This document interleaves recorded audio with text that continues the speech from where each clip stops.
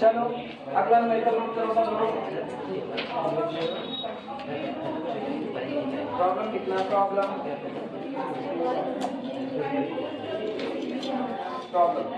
लिखो। By constructing a difference table, by constructing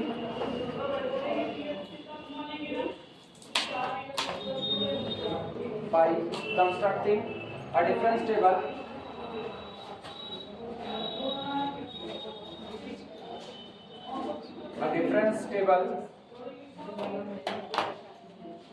by constructing a difference table, find the seventh term,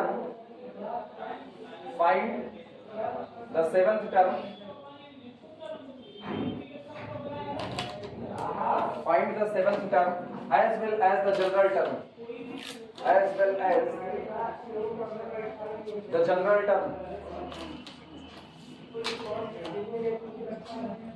the general term of the sequence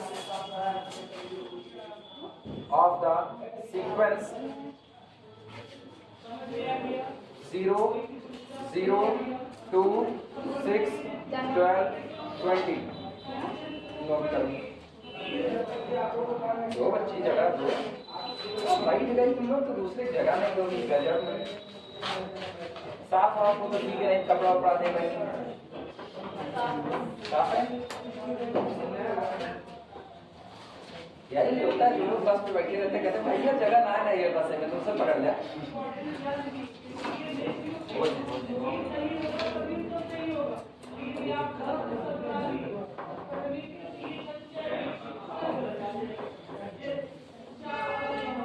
चलिए शुरू किया जाए। ये data दिया गया है 1 2 3 4 5 6 लोग दिए गए हैं। सातवां टर्म आपसे मांगा जा रहा है कि सीक्वेंस का सातवां टर्म कौन होगा। मतलब f ऑफ x जो आपको निकालना है, f ऑफ x वो एक्चुअल में आपको निकालना है f ऑफ 7, ये निकालना है ठीक। यानी a plus p h is equal to यहाँ पर कौन है 7। बाद में देखा जाएगा और क्या होने वाला है। और एक बात ये दूसरा आपको जनरल टर्म निकालना है। चलो शुरुआत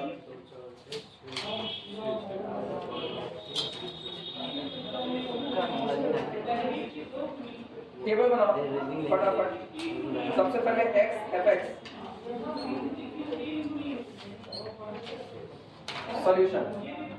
सॉल्यूशन में सबसे पहला कॉलम x फिर f ऑफ x। अब सुनो हम थोड़ा छोटा छोटा लिखेंगे क्योंकि जगह मेरे पास नहीं है। 7 टर्म निकाल लेना, 1 से 6 तक दिया गया है तो पहले तो लिख दो 1 फिर 2 3 4 5 6 जो 6 दिए गए हैं वो ठीक। सामने f ऑफ x आपको क्या दिया गया है, ये आपको दिया गया है 0, अगला 0, अगला 2, अगला 6, फिर अगला 12 और फिर 20।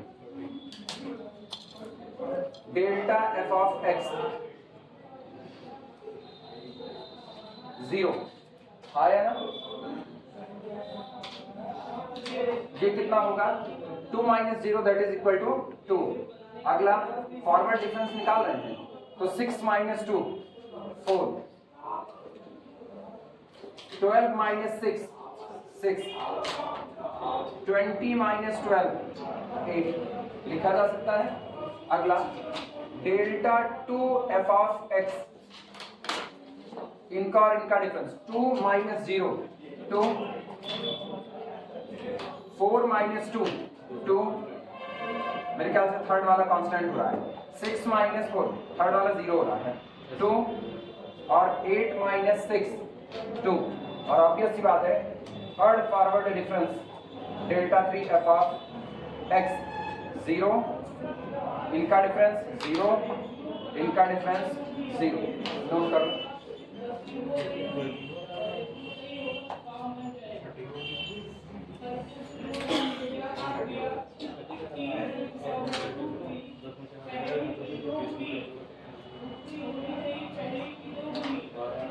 छठवां टर्म निकाल लिए हो क्या?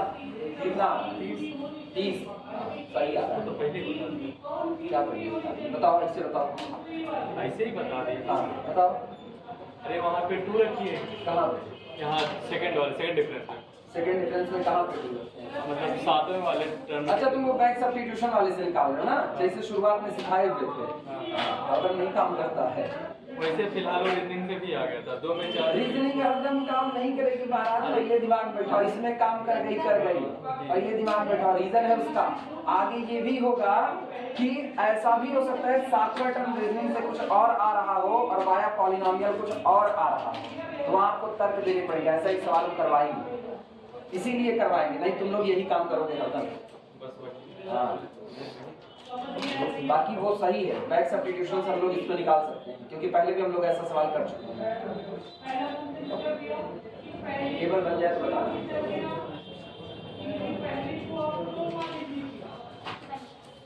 ये बताओ इंटरवल ऑफ डिफरेंस कितना चल रहा है? इंटरवल ऑफ डिफरेंस 1 चल रहा है, तो ये याद रखना इंटरवल ऑफ डिफरेंस मेरे लिए 1 है। ठीक, चलो शुरुआत करो, लिखना now seventh term f of 7 is equal to, now seventh term f of 7 is equal to, अगर इसको सही से देखा जाए शिफ्ट ऑपरेटर को काम कराओ, शिफ्ट ऑपरेटर कहता है ये हो गया e की 6f ऑफ 1, सही है गलत? 6 बार काम किया तो 1 + 1 + 1 + 1 6 आगे बढ़ा देगा तो 6 7, और e की वैल्यू डेल्टा में हम लोग जानते हैं कितना 1 प्लस डेल्टा, तो ये हो गया आपका, this implies that f of 7 is equal to 1 plus delta to the power 6, और कितना f ऑफ 1 लिखा जा सकता है, नोट करो, एक्सपेंड कर दो, लेकिन डेल्टा 3 तक ही जाएगा क्योंकि थर्ड वाला ही आपका 0 हो गया है, तो दिस इज इक्वल टू, कोई मुझे एक्सपेंशन बताएगा? 1 plus 6 delta 1 plus nx plus 6 minus 1 upon factorial 2 delta 2, और बस बाहर कौन रहा f ऑफ 1। रीजन हम थर्ड वाला जानबूझ करके नहीं लिख रहे क्योंकि पूरा थर्ड डिफरेंस क्या है 0, तो लिखने की जरूरत ही नहीं है, यानी this is equal to 1 plus 6 into delta f of 1, ये रहा, और प्लस इनको काट पीट बचाओ, 2 1 के 2, 2 3 6, तो यहाँ आया 3 और 6 में से 1 कम 5, 5 3 आई 15, तो 15 डेल्टा 2 f ऑफ 1, गलत हुआ, वैल्यू पुट कर दो। अब इनको गौर करना, ये आपका है f ऑफ 1, ये आपका जो है ये है डेल्टा f ऑफ 1, और ये आपका कौन है डेल्टा 2 f ऑफ 1, इन्हीं की वैल्यू रख दो, आंसर निकाल लो। This is equal to 1 plus delta f of 1 कितना है 0, तो 1 प्लस 6 इंटू 0 ये रहा, plus 15 into delta 2 f of 1 कितना है 2, डेल्टा 2 f ऑफ 1 कितना 2, अब ये बताओ कितना हुआ 15 दूनी 30, और एक आपका ध्यान कहाँ रहता है सर, क्या करते हैं यहाँ? कहाँ करते हैं? अच्छा डेल्टा 2 f ऑफ 1 कितना है? f ऑफ 1 से मल्टीप्लाई नहीं किया। अच्छा f ऑफ 1 नहीं रखे हैं, यहाँ नहीं है। हाँ मेरा ध्यान भटकता रहता है, उसमें कौन सी बड़ी बात ऊपर पे ऊपर f ऑफ 1 कितना 0, तो ये कितना हो गया, दैट इज इक्वल टू अभी कुछ दिन लेकिन ध्यान f ऑफ मेरा दिमाग एक जगह स्थिर है, इसीलिए मैं अप्लाइड पढ़ाना ही चाहता, मेरा दिमाग स्थिर नहीं रहता। प्योर वाला बंदा ना अप्लाइड में बहुत गंदा होता है, हम इसको एक्सेप्ट करते हैं, खुलेआम एक्सेप्ट करते हैं। मेरे को कोई कहता है अप्लाइड पोर्शन पढ़ाओ, कहते हैं यार मुझे नहीं पढ़ाने का, यही मेरे को प्योर पढ़ाओ, मेरे दिमाग भटकने नहीं करता, और अप्लाइड जितनी बार पढ़ाते हैं उतनी बार दिमाग भटकता है। प्रिया अगर मेरे साथ पढ़ाती थी, उनको अप्लाइड का क्वेश्चन दिए रहते, अप्लाइड तुम पढ़ाओ, हम ही पढ़ाने वाले अप्लाइड। अभी मेरे को अगर कोई मिले ना जो कहे तुम्हारे साथ अप्लाइड पढ़ाना चाहता है, हम कर लेंगे, अप्लाइड दे देंगे, प्योर का नहीं देंगे। हो जाए तो बताना, शुरुआत करें। 7वां टर्म मेरा कितना आया 30 आया, सबका हो जाए तो मिटाया जाए इसको, सब लोग लिख लिए।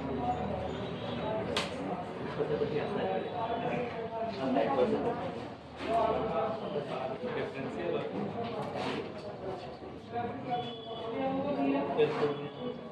अब आपकी बात वो जो फोर्थ सेमेस्टर चलेगा, फोर्थ सेमेस्टर में शुरुआत में पार्शियल डिफरेंशियल इक्वेशन हम पढ़ाना ही छोड़ देंगे, हमको पढ़ाने ही नहीं, अब हम फोर्थ सेमेस्टर पढ़ाएंगे।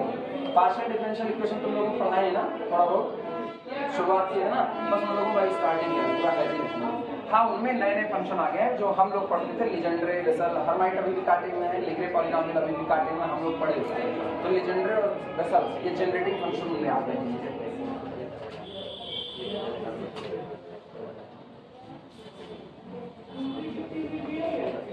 असली मेरा कॉलेज का, कॉलेज में सेमेस्टर चल जाएंगे 3, एमएससी का एक चल जाएगा, उसके बाद फिर बीएससी का एक चल जाएगा, बीएससी के 2 चल जाएंगे, एमएससी का एक चल जाएगा, 3 सेमेस्टर चल जाएगा।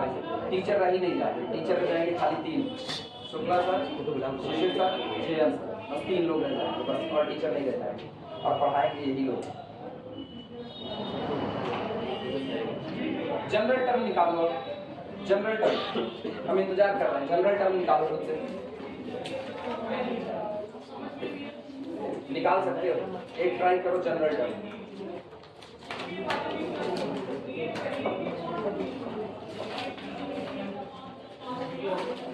अब ना आए तो हम बताएं, 5 मिनट में, 5 मिनट में जनरल टर्म निकाल करके बताओ, इससे ज्यादा नहीं लगेगा।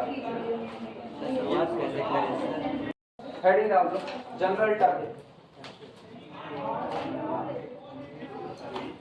General term.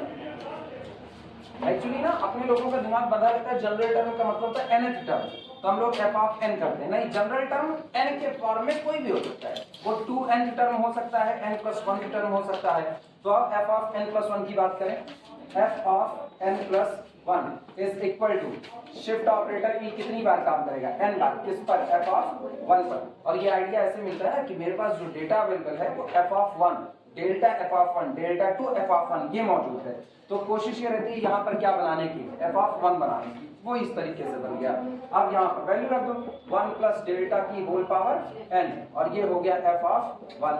अब एक्सपेंड करो, 1 प्लस कितना nx यानी n delta plus n minus 1 upon factorial 2, और कितना डेल्टा 2, बस बाहर कौन गया, f ऑफ 1 गया, यानी this is equal to f of 1 plus n delta f of 1 plus n minus 1 upon factorial 2 delta 2 f of 1। मेरे को पता इसकी वैल्यू 0, इसकी वैल्यू 0, इसकी वैल्यू 2, तो ये आया n minus 1 upon factorial 2 into 2, ये cancel out, that is n minus 1। यही है इसका जनरल टर्म। वो एक्सपेंशन आसान हो जाएगा, बस इतनी सी बात है, बाकी दोनों आंसर ही सही है, गड़बड़ दोनों नहीं।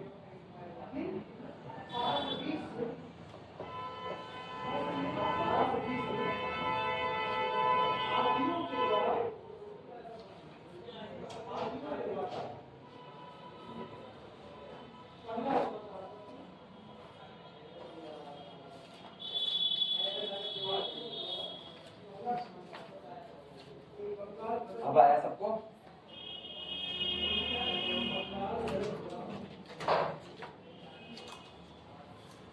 अंकित यादव सर आज कॉलेज नहीं आ पाएंगे, दीदी के साथ लखनऊ जाना पड़ रहा है।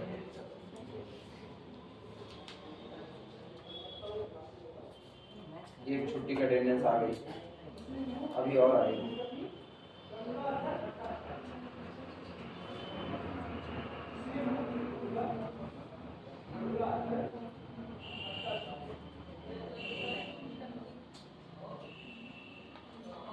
मेरा और आपका डिफरेंट क्यों है? क्या यही जनरेटर नहीं मैच कर रहा? हाँ नहीं मैच कर रहा, क्या आंसर सेम आ रहा है, लेकिन मतलब ये जनरल टर्म नहीं मैच कर रहा ना। अरे भूलो, हम कौन सा निकाले, n+1, n+1, तुम कौन सा निकालो, n, ये अंतर है दोनों में ना। जरा इसी n की जगह n-1 रखो, n की जगह n-1 रखो, भी चट से मैच करेगा। n की जगह n-1 भरो, बस खाली। हाँ हो गया, मिला ना, सिंपल सा। हम लोग एक मशीन बनाए हुए हैं, 4 पुर्जे आगे की 4 पुर्जे पीछे, प्रोडक्ट सेम निकलेगा।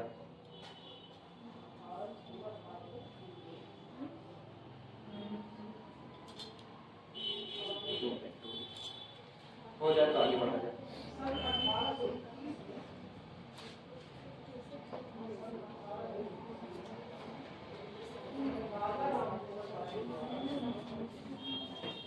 चले मिटाया जाए। सब लोग लिख चुके?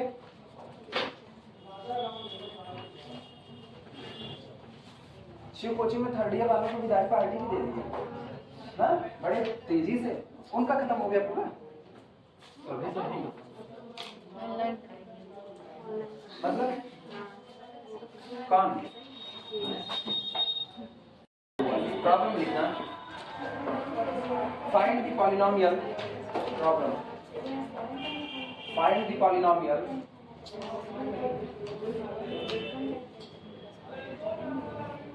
find the polynomial which fits the data, which fit the data, which fit the data in the following table, in the following table, in the following table. x f of x आपको दिया गया है 3, तो f of 3 आपका 6 है।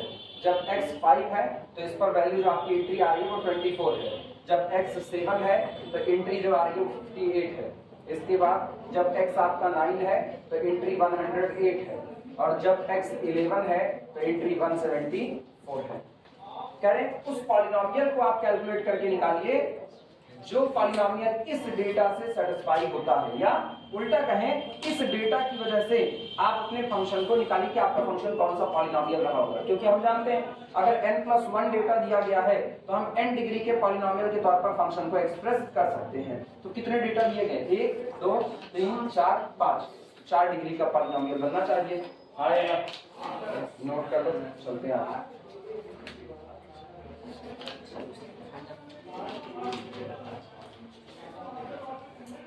ये याद रखना 4 डिग्री का बनना चाहिए कहा जाता है, बनेगा ही इसकी गारंटी नहीं है। ये याद रखना, सबसे मेन चीज यही है जो ये कहते हैं ना मैक्सिमम एटमोस्ट डिग्री n तक के पॉलिनोमियल पे लिखा जाता है जब आपका n+1 डेटा दिया जाए, लेकिन क्या रियलिटी में उतने का ही बनेगा ये कोई जरूरी नहीं है, क्योंकि बहुत कुछ डिपेंड करेगा आपके आए हुए फॉरवर्ड डिफरेंस पर। अगर फॉरवर्ड डिफरेंस ही आगे का 0 होने चालू हो जाए तो अगर मान लो थर्ड से ही फॉरवर्ड डिफरेंस 0 हो गया तो आपको मिलेगा उतना लंबा, 2 पर ही तो आप सिमट जाओगे। आई बातें समझ में? चलो शुरुआत करें। सबसे पहला काम टेबल बनाना। सॉल्यूशन, सॉल्यूशन इसमें दिया है x, तो x हमारे पास है 3, फिर कितना 5, फिर 7, फिर 9, फिर 11।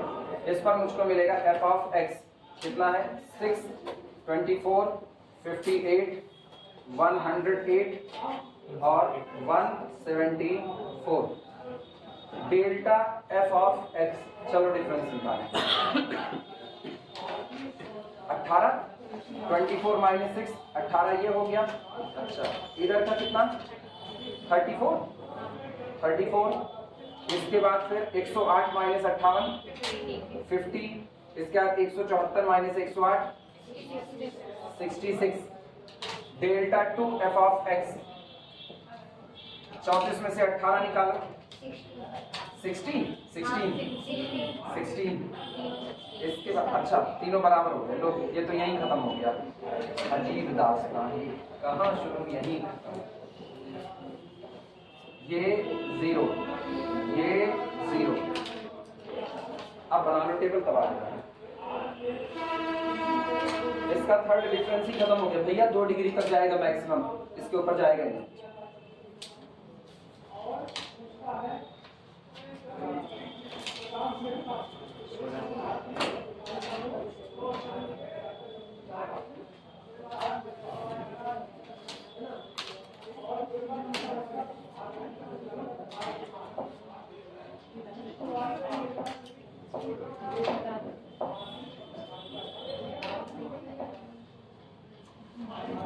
हो जाए तो बताना।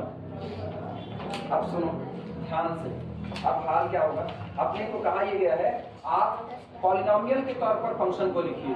मतलब आप वो पॉलिनोमियल निकालिए जो इस डेटा की वजह से बना हुआ है, या ये डेटा उस पॉलिनोमियल को क्या कर रहा हो, सेटिस्फाई कर रहा हो। ठीक, उसके पहले चलो a बराबर बताओ, here a is equal to 3, interval of difference h is equal to 2। अच्छा, और आपको निकालना क्या है, f of x निकालना है, हाँ या ना, f of x, दिमाग चलाना। तो x is equal to होता है a प्लस कितना, हाँ या ना। यहाँ से p की वैल्यू जरा देखो क्या आएगी, this implies that p is equal to x minus a upon h, that is equal to x minus 3 upon कितना, p की वैल्यू आई x minus 3 upon 2। रुके रहना, यहीं से समझने की चीज है। Therefore, इसलिए f of x आपको यही निकालना है, f of x is equal to f of a plus b h, आया ना। और दिखने में एक ऐसा होगा, ये होगा this is equal to f of a, a की वैल्यू कितनी 3 प्लस पी एच, तो सोचो p कितना है, x माइनस 3 अपॉन 2 और इंटू h कितना है 2। तुम गौर करो क्या ये सचमुच f of x भी लिखा गया है कि नहीं। f of x is equal to a plus ph, that is equal to 3 plus x minus 3 upon 2 into 2, 2 से 2 कैंसिल आउट, x minus 3 और ये plus 3 minus 3 कैंसिल आउट, बचा f of x। सही लिखा गया है कि नहीं। अब इतनी बातें नोट करो, यही एम है, यही आपको देगा कि कैसे आप एक्सपेंड करोगे। नोट करो,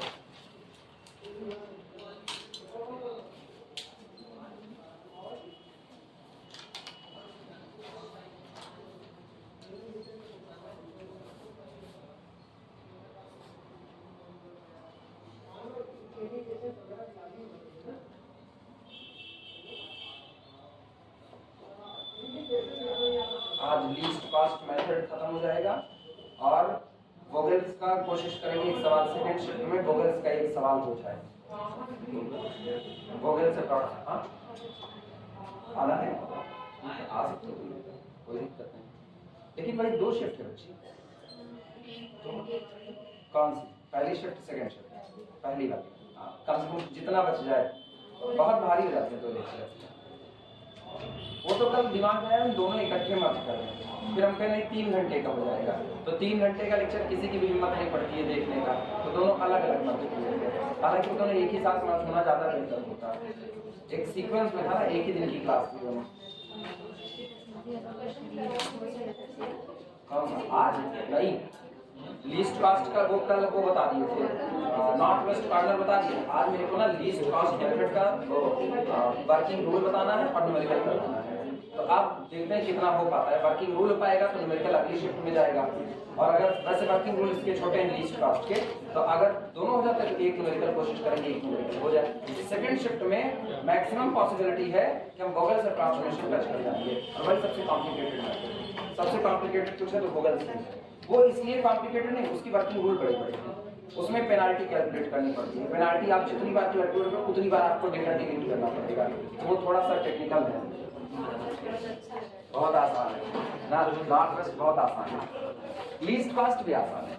दिस इंप्लाइज दैट, सो चलो ध्यान देना। अब ना यही f of x है, दिमाग में बैठाना, यही f of x है, हम इसी को एक्सपेंड करने चल रहे हैं। सो f of 3 plus x minus 3 upon 2 into 2 is equal to, ये बताओ आर्गुमेंट a कौन है, आर्गुमेंट a 3, यही तो है, और 3 में ये बढ़ गया है, हाँ या ना। तो इतनी बार शिफ्ट ऑपरेटर काम किया होगा, तो हम इसको क्या लिख सकते हैं, बोलो क्या हम इसको e की पावर x minus 3/2 और f of 3 लिख सकते हैं कि नहीं, या कुछ और सोच करके जवाब देना है।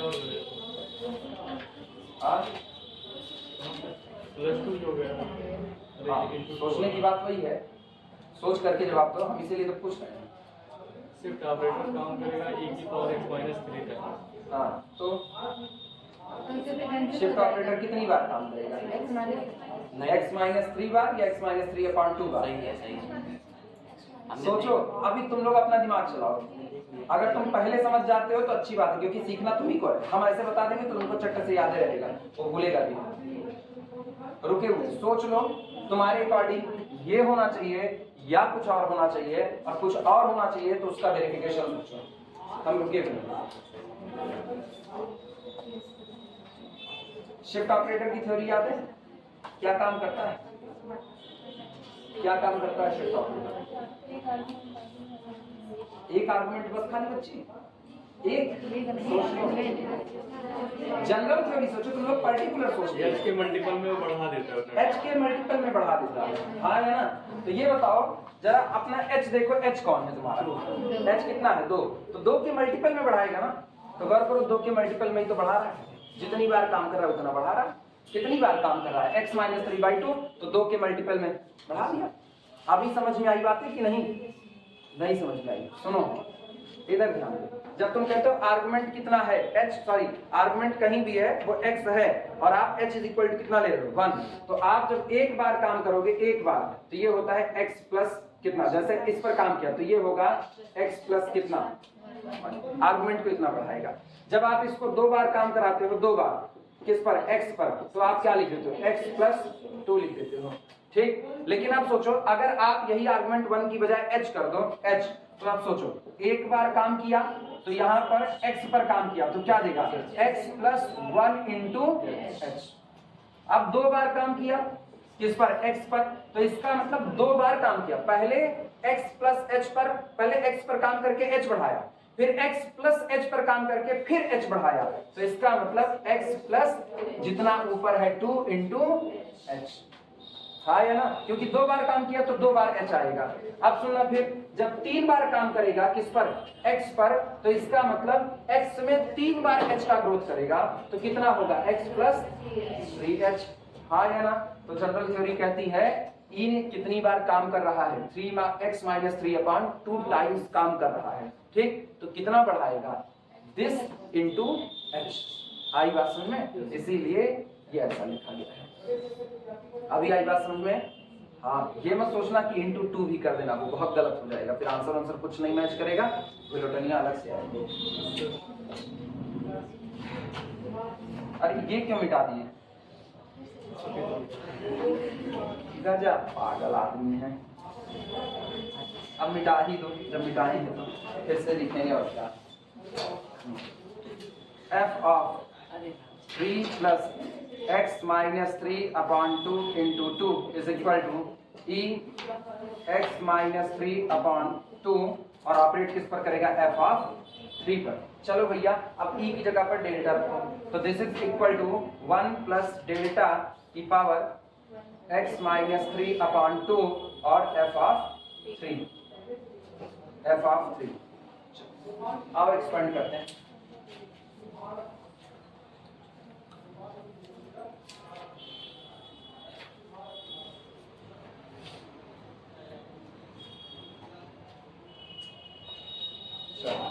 एक्सपेंशन करो 1 प्लस nx, तो ये होगा दिस इज इक्वल टू, अब तो हम इसको f ऑफ x से लिख सकते हैं कि नहीं?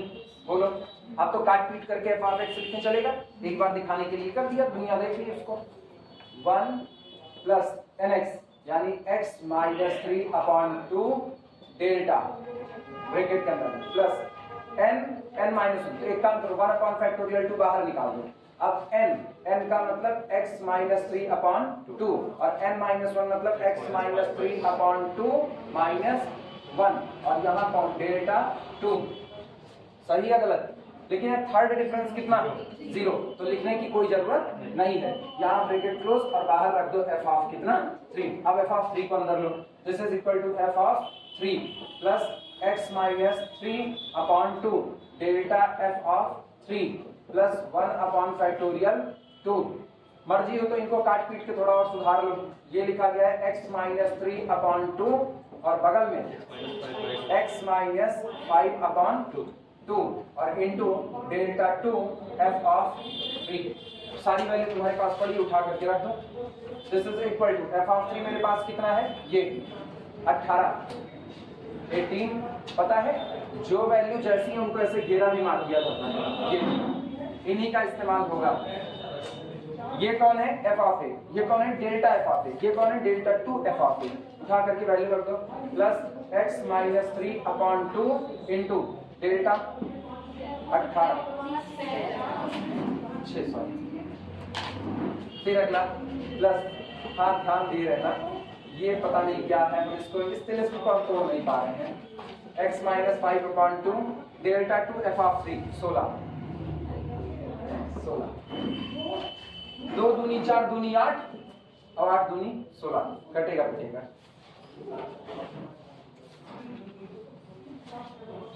काट पीट मचाओ भैया। 2 1 के 2 2 9 18 2 1 के 2 दूनी 4 दूनी 8 8 दूनी 16। तो ये लिखा गया है दिस इज इक्वल टू 6 और प्लस 9x माइनस 9 3 27।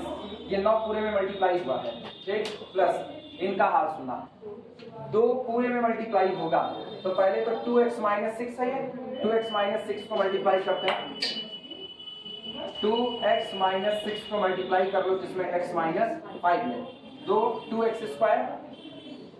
स्क्वायर और यहाँ से 2 पंचे 10 minus 10x minus 6x that is equal to minus 16x और 6 पंचे 30 प्लस 30।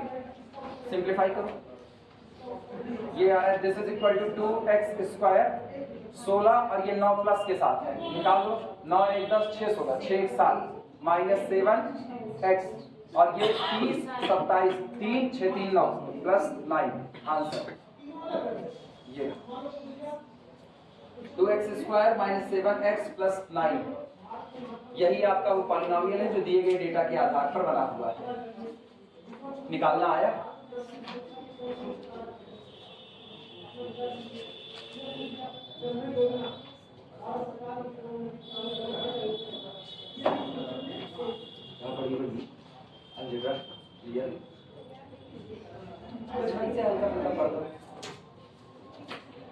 पेपर देने की अलग जाते जाते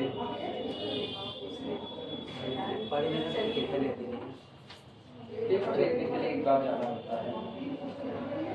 2000 रुपये 3000 रुपये खर्चा करके लेकिन देखने जाए, पेपर देखने जाना 3000 रुपये खर्चा करें। हाँ माहौल होता है, पेपर का एक माहौल होता है, तुम क्या जानो ना? हम बहुत दिए हैं। एक चुटकी चैन की कीमत तुम क्या जानो सुरेश बाबू। सही बात। अरे अरे ये अंदर अंदर में बदल रहे हैं, हो गया हो तो हटाया जाए। नहीं हमारे नहीं होता। यही आपकी बात सुन रहे हैं कुछ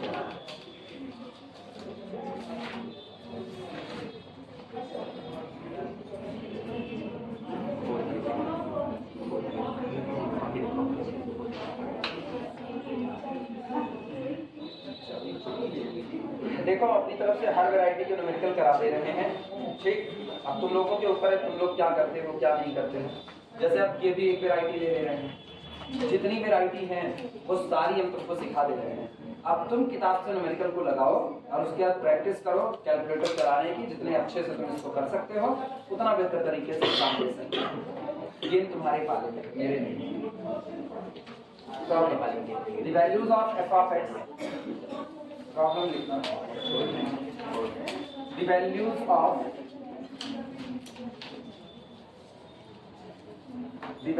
of f of x for x is equal to 0 1 2 up to so on 6 are given by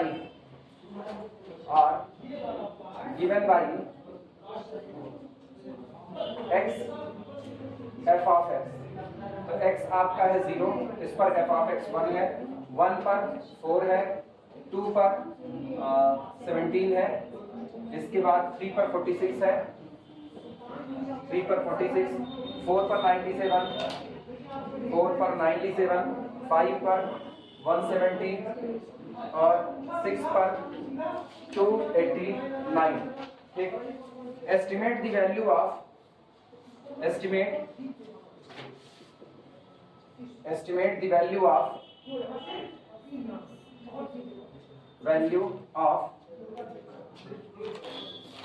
f of 2.3 using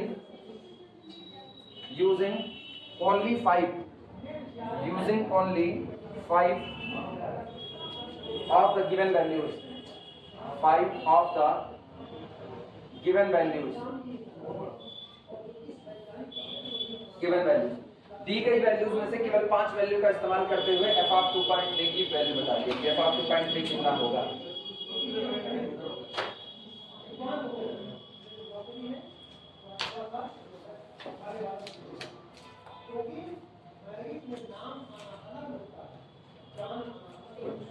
कितना? नहीं मत बनाना, नहीं तो खतरा है। टेबल बनाने में ही खतरा है, कोई टेबल ना बनाना।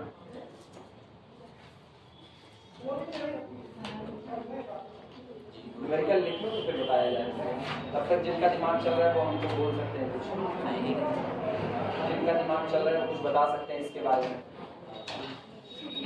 एक ही लाइन है, उसके बाद तो सब तुम्हारे हाथ में है, फिर तुम आराम से करो। एक ही लाइन बोलनी है, बिना टेबल बनाए करना है।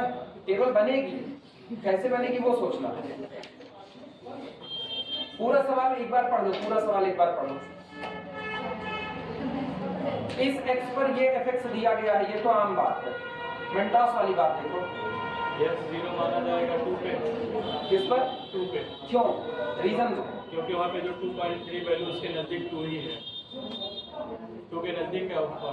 बस यही होगा, नजदीक की बात नहीं है, नजदीक की बात नहीं। तुम ऊपर से देखोगे ये यहाँ तीसरे पे, पीछे से दूर है, आगे से नजदीक है, ये बात नहीं। कोई और रीजन दो।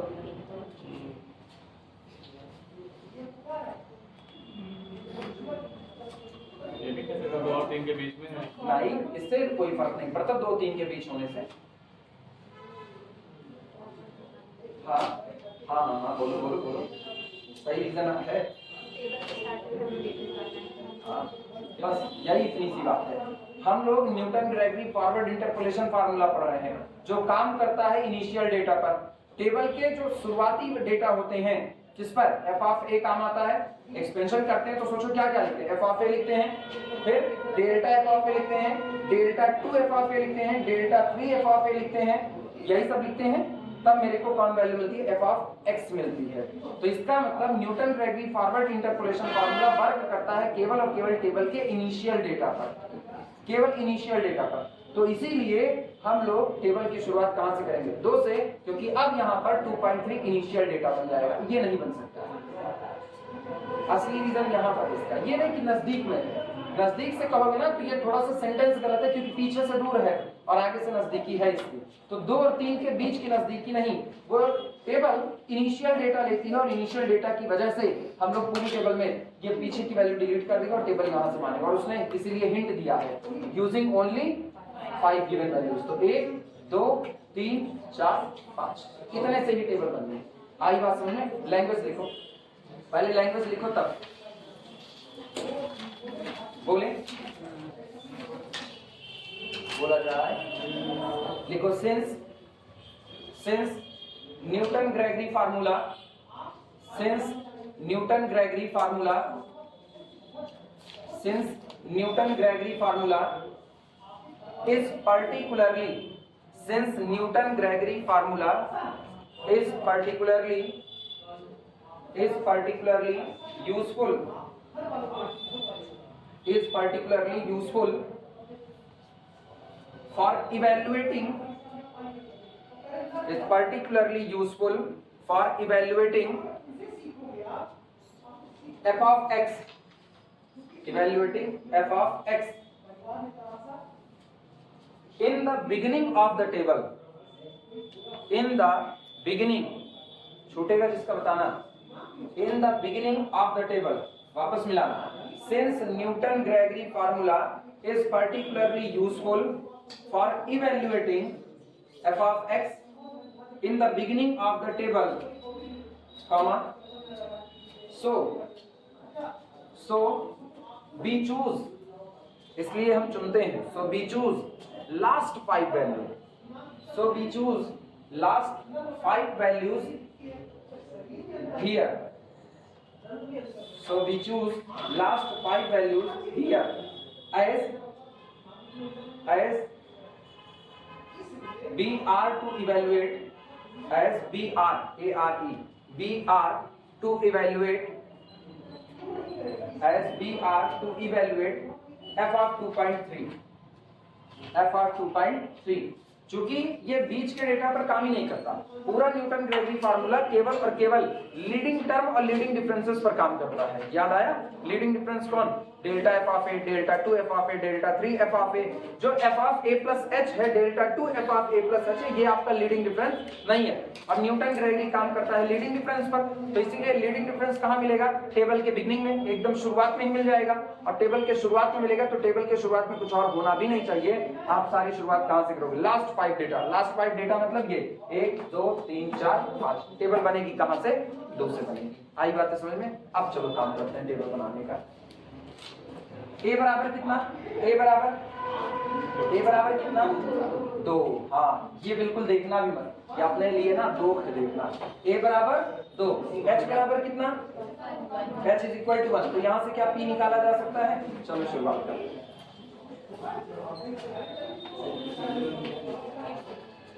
अगर ये 3 पॉइंट समथिंग मानता ना, 3 पॉइंट समथिंग, तो टेबल कहाँ से लेते हैं? 3 से लिखना। Here A is equal to 2। Solution में लिखो Here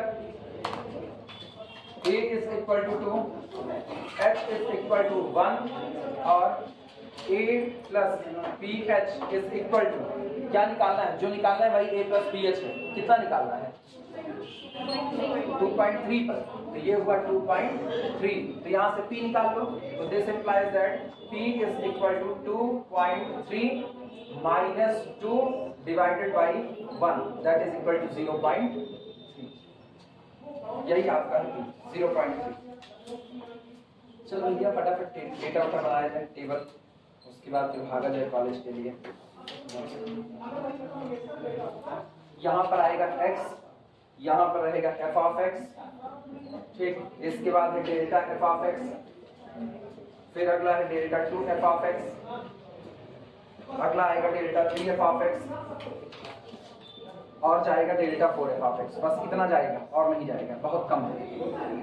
यहाँ से 2, 2 के बाद 3, 3 के बाद 4, 4 के बाद 5, 5 के बाद 6, 2 पर है 17, फिर 3 पर है 46, 46, 4 पर 97, 5 पर 170, 6 पर 189। चलो डिफरेंस निकालते हैं। 46 में से 17 निकालो, 46 में से 17 निकालोगे 29। ये याद रखना ये डेल्टा एफ ऑफ ए है, ठीक। इन दोनों 97 में से 46 निकाल दो, 51 आएगा। क्या होता है? 170 में से 97 73, इसके बाद 189 में से 170 कितना? 190। ये 289 है ना? 289 अभी हम करेक्ट काम गड़बड़ हो रहा है। 189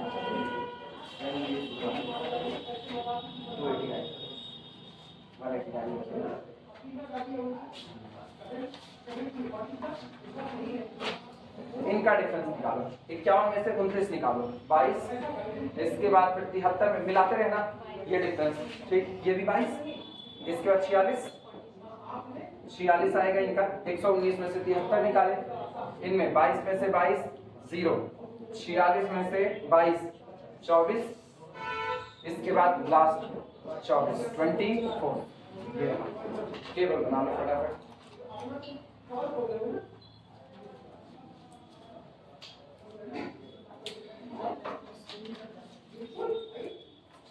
यही रहेगा अगले सोमवार मंगलवार से। तुम लोगों को थोड़ी सी दिक्कत होगी, एलपीपी वालों को 2 शिफ्ट में एक एलए पढ़ना रहेगा, सेकेंड शिफ्ट में एलपीपी रहेगा। तुम लोगों को नहीं, हम ही लोगों की बात कर रहे हैं, अपने लोगों की बात कर रहे हैं। हम सब पढ़ाए हैं। थोड़ी देर के बाद फ्रेम ऑफ रेफरेंस चेंज होगा ना, स्पेशल थ्योरी ऑफ रिलेटिविटी वो नहीं आती।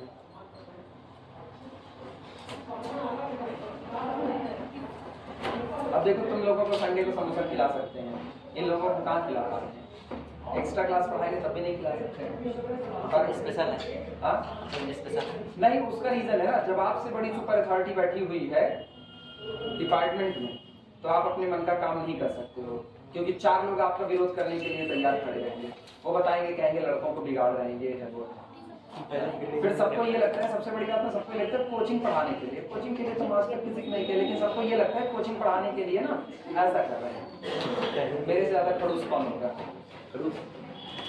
चलो, ये बन गया ना।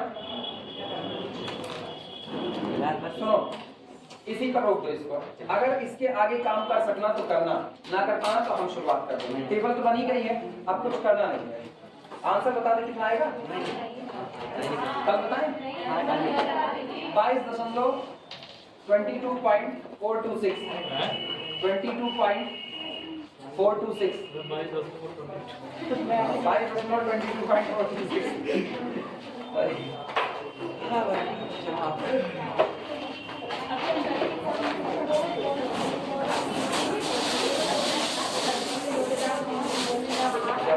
ये बदमाशी है। अब अभी गिरे मुंह के बल ना हम